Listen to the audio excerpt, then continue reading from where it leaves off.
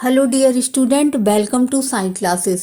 Science classes में हम बहुत ही फास्ट तरीके से ऑब्जेक्टिव सॉल्व कर रहे हैं और आपके टाइम को बिल्कुल भी ना किल करते हुए और मैक्सिमम फैक्ट्स को कवर कर रहे हैं जो कि सीटीईटी और एसटीईटी एग्ज़ाम में पूछे गए हैं।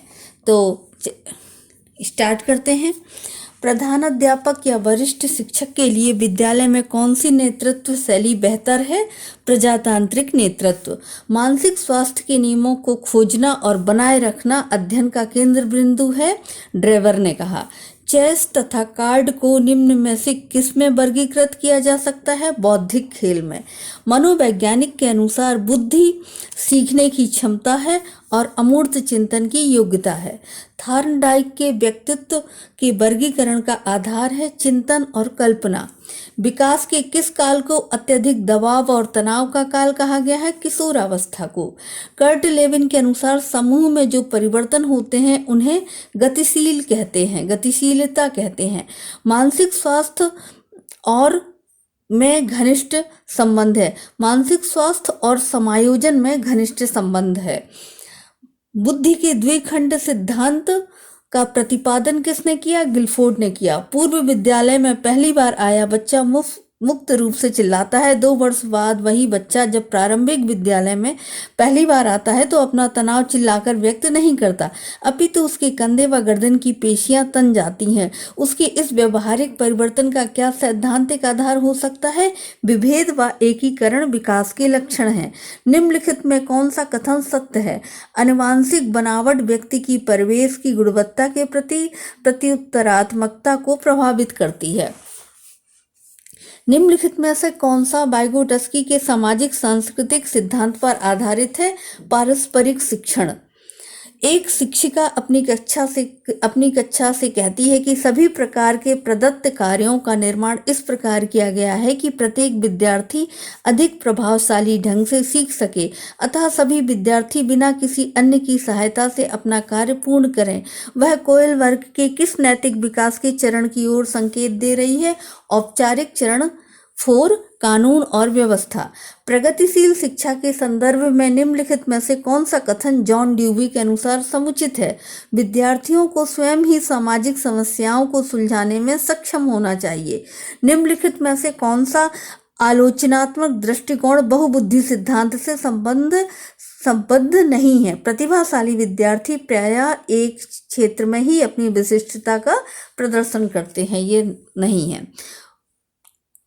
बहुबुद्धि सिद्धांत को वैध नहीं माना जा सकता क्योंकि विशिष्ट परीक्षणों के अभाव में भिन्न बुद्धियों का मापन संभव नहीं है। कक्षा में विद्यार्थियों के व्यक्तिगत विभेद लाभकारी हैं क्योंकि ये विद्यार्थियों की संज्ञानात्मक संरचनाओं को खोजने में अध्यापकों को प्रवृत्त करते हैं। विद्यालय आधारित आकलन प्रारंभ किया गया था ताकि सभी विद्यार्थियों के संपूर्ण विकास को निश्चित किया जा सके। निम्नलिखित में से कौन सा एक अन्य विकल्पों से संबद्ध नहीं है? स्व आकलन के कौशल को प्रतिमानित करना। यदि एक विद्यार्थी विद्यालय में लगातार निम्नतम श्रेणी प्राप्त करती है तो उसके अभिभावक को उसकी सहायता हेतु परामर्श दिया जा सकता है कि वह अध्यापकों की घनिष्ठ संगति में कार्य करे। पेरेंट्स। एक अध्यापक उस बच्चे के साथ परामर्श करते हैं जिसकी निष्पत्त्यात्मक प्रगति एक दुर्घटना के पश्चात अनुकूल नहीं है।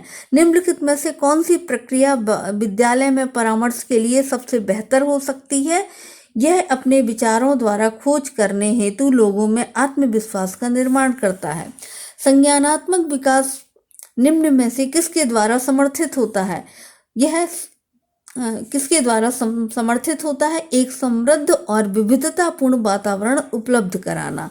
मानव विकास मात्रात्मक है। प्रकृति पोषण विवाद निम्नलिखित में से किससे संबंधित है? वातावरण एवं जीव विज्ञान से। निम्न में से कौन सी सामाजिककरण की निष्क्रिय एजेंसी है? सार्वजनिक पुस्तकालय, स्वास्थ्य क्लब, परिवार व इको क्लब सामाजिककरण के हिस्से हैं। वाइगोटस्की के सिद्धांत में विकास के निम्नलिखित में से कौन से पहलू की उपेक्षा होती है? जैविक की। 1 वर्ष तक के शिशु जब आंख, कान, नाक व हाथों से सोचते हैं तो निम्नलिखित में से कौन सा स्तर शामिल होता है। इंद्रिय जनित गामक स्तर। रिया कक्षा में पिकनिक तय करने हेतु ऋषभ से सहमत नहीं है। वह सोचते हैं कि बहुमत के अनुकूल बनाने के लिए नियमों का संशोधन किया जा सकता है। यह सहपाठी विरोध पियाजे के अनुसार निम्नलिखित में से किससे संबंधित है? सहयोग की नैतिकता। निम्न में से कौन सा स्टर्नबर्ग का बुद्धि का त्रिस्तरीय सिद्धांत का एक रूप है? व्यवहारिक बुद्धि। किसने सबसे पहले बुद्धि परीक्षण का निर्माण किया? अल्फ्रेड बिने। ध्वनि संबंधी जागरूकता निम्नलिखित में से किस क्षमता से संबंधित है? ध्वनि संरचना पर चिंतन करना व उसमें हेर फेर करना। कक्षा कक्ष में लिंग विभेद शिक्षार्थियों के हास्योन्मुख प्रयासों अथवा निष्पादन का कारण बन सकता है। एक शिक्षक कक्षा के कार्य को एकत्र करता है और उन्हें पढ़ता है, उसके बाद योजना बनाता है और अपने अगले पाठ को शिक्षार्थियों की आवश्यकताओं को पूरा करने के लिए समायोजित करता है। वह सीखने के लिए आकलन कर रहा है।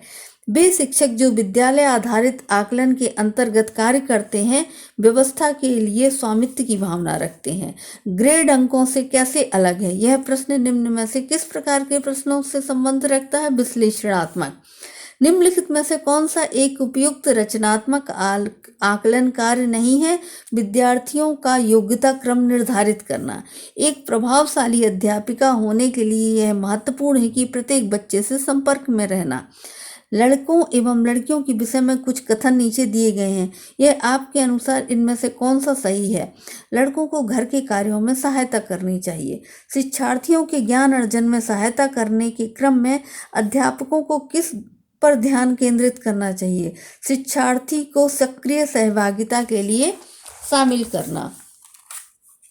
शिक्षण में अध्यापकों के द्वारा विद्यार्थियों का आकलन इस अंतर्दृष्टि को विकसित करने के लिए किया जा सकता है कि शिक्षार्थियों की आवश्यकता के अनुसार शिक्षण उपागम में परिवर्तन करना। बच्चों को शाब्दिक या गैर शाब्दिक दंड देने का परिणाम होता है उनके स्वयं के प्रति अवधारणा को नष्ट करना। निम्नलिखित में से कौन सा प्रारंभिक बाल्यावस्था अवधि के दौरान उन भूमिकाओं एवं व्यवहारों के बारे में जानकारी प्रदान करते हैं जो एक समूह में स्वीकार है? माता पिता एवं भाई बहन। निम्नलिखित में से कौन सा आयु समूह परवर्ती बाल्यावस्था श्रेणी के अंतर्गत आता है? 6 से 11 वर्ष। आजर्व तर्क देता है कि भाषा विकास व्यक्ति की नैसर्गिक प्रवृत्ति से प्रभावित होता है, जबकि सोनाली महसूस करती है कि यह परिवेश से प्रभावित होता है। आजर्व और सोनाली के बीच यह चर्चा किस विषय में है? प्रकृति तथा पालन पोषण पर विवाद। अध्यापिका ने एक कमेटी के प्रधान को सभापति के स्थान पर सभाध्यक्ष लिखा। यह संकेत करता है कि अध्यापिका एक लिंग मुक्त भाषा का प्रयोग कर रही है। सतत एवं व्यापक मूल्यांकन किस लिए आवश्यक है?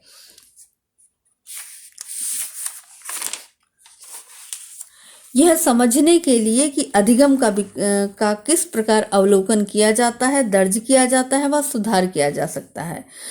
लॉरेंस कोहेलबर्ग के सिद्धांत में कौन सा स्तर नैतिकता की अनुपस्थिति को सही अर्थ में सूचित करता है? स्तर 1। निम्नलिखित में से कौन सा बच्चों के सामाजिककरण के प्रगतिशील मॉडल के संदर्भ में सही नहीं है? बच्चे विद्यालय में बताई गई बातों को स्वीकार करते हैं, चाहे उनकी सामाजिक पृष्ठभूमि कुछ भी हो। प्रचलित योजनाओं में नई जानकारी जोड़ने को किस नाम से जाना जाता है? आत्मसातकरण। इनमें से कौन सा त्रिस्तरीय सिद्धांत में व्यवहारिक बुद्धि का अभिप्राय नहीं है? केवल अपने विषय में व्यवहारिक रूप से विचार करना। शिक्षण का विकासात्मक परिप्रेक्ष्य शिक्षकों से यह मांग करता है कि वे विकासात्मक कार्यों के ज्ञान के अनुसार अनुदेशन युक्तियों का अनुकूलन करें। मनोसामाजिक सिद्धांत निम्नलिखित में से किस पर बल देता है? उद्यम के मुकाबले में हीनता स्तर। यह तथ्य कि बच्चों को सांस्कृतिक रूप से प्रासंगिक ज्ञान की आवश्यकता होती है निम्नलिखित में से किस व्यक्ति से संबंधित है? लेव वाइगोत्स्की। आप एक शिक्षिका या शिक्षक के रूप में रैगिंग और धमकाने के सख्त विरोधी हैं तथा इस संदर्भ में विद्यालय में पोस्टर लगवाते हैं तथा समिति बनवाते हैं। आपसे जुड़ने वाले किशोर जो इस विचार के दृढ़ विश्वासी हैं निम्नलिखित में से किस स्तर पर होंगे? उत्तर पारंपरिक। बहुबुद्धि के सिद्धांत के संदर्भ में एयरफोर्स पायलट बनने के लिए निम्नलिखित में से कौन सी बुद्धि की आवश्यकता है? गतिक। बुद्धि की स्पीयरमैन परिभाषा के कारक जी हैं सामान्य बुद्धि। निम्नलिखित में से कौन से समाज में लिंग समानता का मानदंड हो सकता है? कक्षा 12 तक पहुंचने वाले लड़कों और लड़कियों की संख्या की तुलना। व्यक्तिगत अंतरों का ज्ञान शिक्षकों की मदद किसमें करता है? सभी शिक्षार्थियों की व्यक्तिगत आवश्यकताओं का आकलन करने और उसके अनुरूप उन्हें पढ़ाने में। विद्यालय आधारित आकलन रचनात्मक प्रतिपुष्टि उपलब्ध कराते हुए सीखने में संवर्धन करता है। कक्षा में शिक्षार्थियों से कहा गया है कि वे अपने समाज के लिए क्या कर सकते हैं। इसे दर्शाने के लिए एक नोटबुक में अपने कार्य की विविध